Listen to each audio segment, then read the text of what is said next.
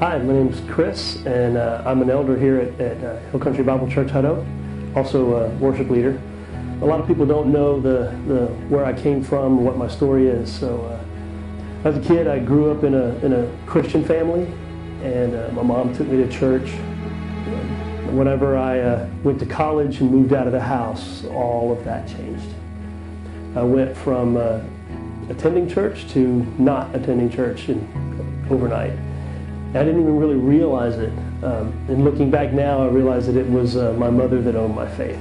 And after I moved out, going to college, I quickly turned to drinking and partying with my friends. And it was just all about having a good time. Got even worse and really became heavily into drinking, and then went to smoking pot. Even beyond that, I got into bodybuilding and steroids, which led to needles, which led to even worse things. None of this was fast. It was just a very slow, slippery slope down. And at one point, I got so addicted to a drug that I missed I had already paid for a vacation to Canada with all my friends, and I actually couldn't go. I found myself on my couch for a week and a half, trying to get off of a drug that I had gotten so addicted to. It was a week and a half of pure misery, and that's when I realized, something really did need to change. I didn't realize how far I had fallen until then, and that was kind of a wake-up call, but I didn't listen. I had the car of my dreams at one point, thought I was doing really well, had it for a whole 3 months before I got drunk one night and took it out and totaled it. Flipped the convertible. I just remember going off the road, and I don't remember anything after that until I came to, and I'm just laying in the grass. Car's on top of me, and there's just inches between me and the car, and the gear shifter was right beside me. I mean, it was inches from going through me. Guy that came to pull me out of the car had to dig the door out. I just jumped up and hugged him. I was thankful to be alive. He told me he had left his wife in the car because he didn't want her to see what was left of me. He couldn't believe I was still alive. And looking back at that accident, I realized, God had done something there. I was completely convinced that God had saved me at that point in my life, and I had no idea why.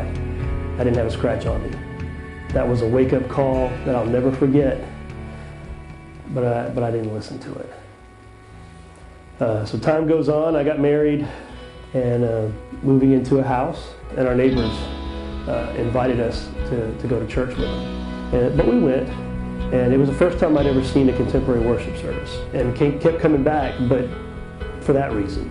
It was about a month or two after us going to church that the worship leader got up and said that he was, if anybody was interested in joining the worship team, they'd come up and talk to him afterwards. And so I went. Then after being on the worship team for a while, I was approached by the worship leader and then the pastor, and they asked me to be the worship leader. I was pretty shocked. These people didn't know who I was.